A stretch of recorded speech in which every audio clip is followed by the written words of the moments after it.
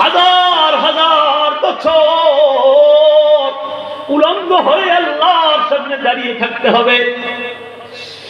নড়াচড়াও করা যাবে না, সূর্যের তাপে মানুষের মগজ গলে যাবে, চামড়া গোশত গলে যেতে পারে। প্রিয় ভাই আমার, সামান্য একটা রাত্রির মধ্যে আমরা এখানে বসে গেছি।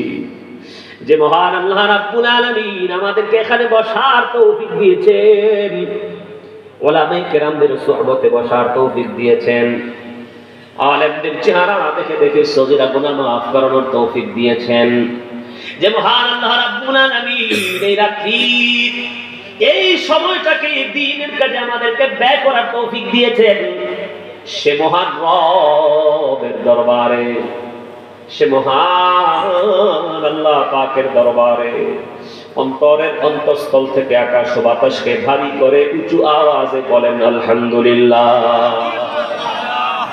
কত রাত চলে গেছে গুনাহ করতে করতে, কত রাতের 12টা বেজে গেছে, 1টা বেজে গেছে গুনাহ করতে করতে, কত রাতের 2টা বেজে গেছে গুনাহ করতে করতে। কথা বলেন ঠিক কিনা?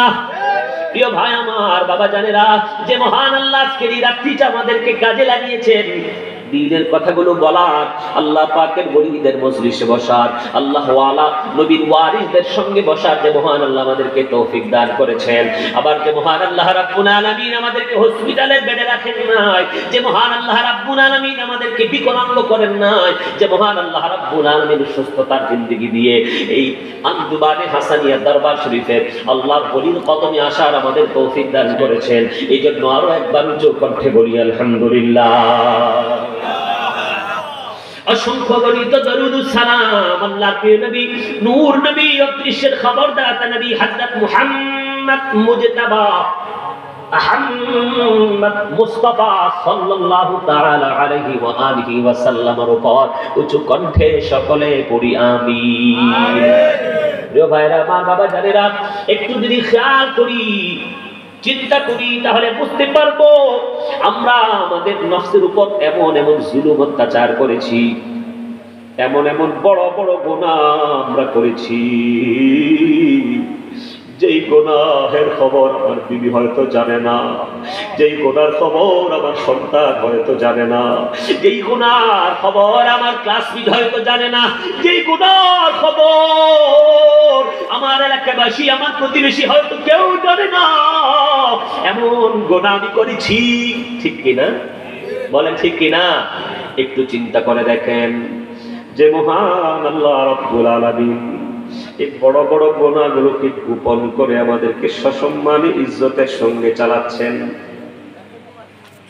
আল্লাহ চাইলে পারতেন গুনাহগুলোকে গোপন না রেখে প্রকাশ্য করে আমাদেরকে বেইজ্জতি করতে।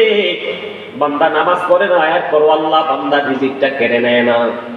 বান্দা রাতের বেলায় চুরি করে, ডাকাতি করে, রাতের বেলায় জিনা করে, রাতের বেলায় নামাজ পড়ে না, ফজরের নামাজ পড়ে না, এরপরেও বেনামাজি ব্যক্তি, দাড়িওয়ালা, টুপিওয়ালা, পাকা দাড়িওয়ালা বেনামাজি যখন সকাল বেলায় রাস্তায় বের হয়, তাকে মানুষ সালাম দেয় কি দেয় না?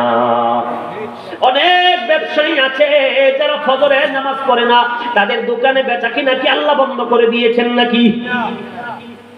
অনেক বেনামাজি আছে যাদের রিজিকটা আগের মতোই চলমান, অনেক জিনাকারী, অনেক সুদখোর আছে, অনেক বড় বড় পাপী আছে যাদের গুনাহগুলো মহান আল্লাহ গোপন করে রেখেছে, যাদের গুনাহগুলো মহান গোপন করে তাদের ইজ্জত সম্মানকে আল্লাহ বজায় রেখেছে।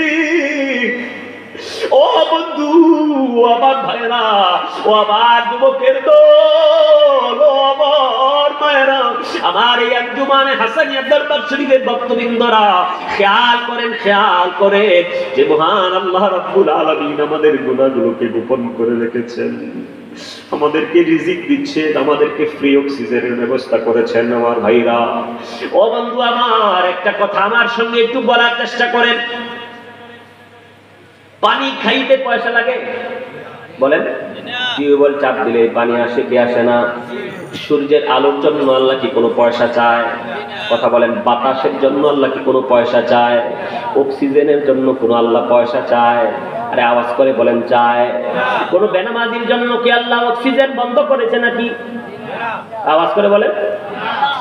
কোন বেনামাজির জন্য আল্লাহ অক্সিজেন